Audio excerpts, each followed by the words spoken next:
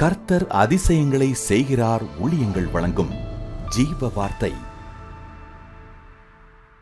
கர்த்தருடைய ஊழியக்காரன் உங்களை வாழ்த்துகிறேன். இன்னும் நமக்கு ஒரே ஒரு நாள் தான் இருக்கு, இன்றை தவிர்த்து இந்த வருஷம் முடிவதற்கு. நாளை தினத்திலே ஒரு பெரிய காரியம், அதாவது ஒரு பெரிய மேன்மையான நாளாய் கர்த்தர் நமக்கு அந்த நாளை நியமித்திருக்கிறார். அதாவது 2026 வருடத்தின் வாக்குத்தத்த ஆசீர்வாத கூட்டம் நாளைக்கு நமக்கு நடைபெற இருக்கிறது.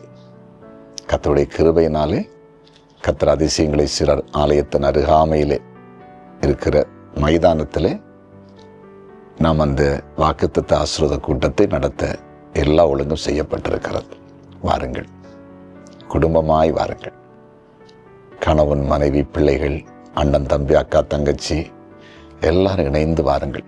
சொந்தக்காரில் அழைத்து வாருங்க, நண்பர்கள் அழைத்து வாருங்க.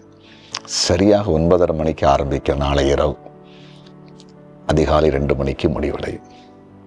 சாயங்காலமே நீங்கள் வரலாம்.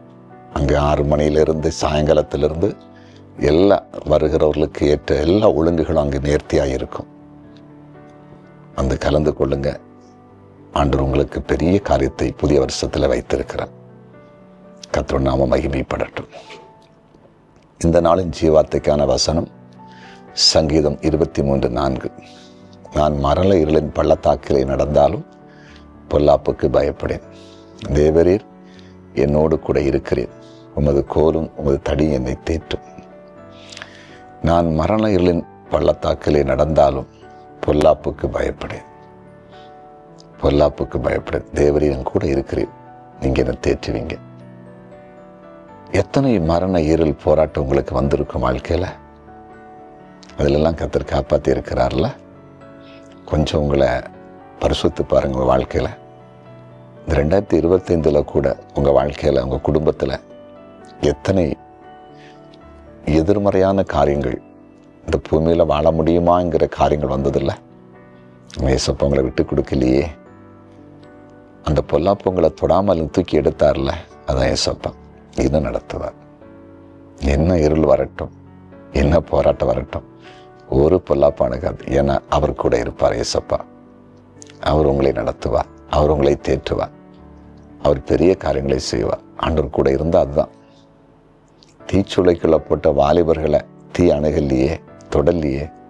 சிங்கக்கவியில போட்ட தானியில சிங்கம் தொடல்லையே. இதுதான் பொல்லாப்பு நேரிடாது. இருளுக்குள்ள போன மாதிரி இருக்கும், ஒன்றும் அணுகாது. சோர்ந்து போகாதீங்க. ஒரு தீமை உங்களுக்கு வரப்போறதில்லை. கர்த்தர் உங்களை ஆசீர்வாதமா புதிய வருஷத்துக்குள்ள பிரவேசிக்க பண்ண போகிறார். சரியா? ஜெபிப்போமா? ஜெபிக்கலாம்.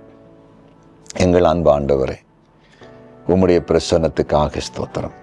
உம்முடைய கிருபைக்காய் நன்றி. நீர் பேசின வார்த்தைக்காய் ஸ்தோத்திரம். எந்த பொல்லாப்பு உம்முடைய பிள்ளைகளை தொடாம நீங்க நடத்துங்க. வியாதி விலகட்டும், போராட்டம் விலகணும், சாத்தானுடைய கிரியை அழியணும், சத்துருடைய கோட்டைகள் நிர்மூலமாகணும். ஒவ்வொருடைய கையின் பிரயாசங்களை ஆசீர்வதிச்சிருங்க. நல்ல வழிகளை திறந்து கொடுங்க. நேர்மையான பாதைகளை உண்டு பண்ணுங்க.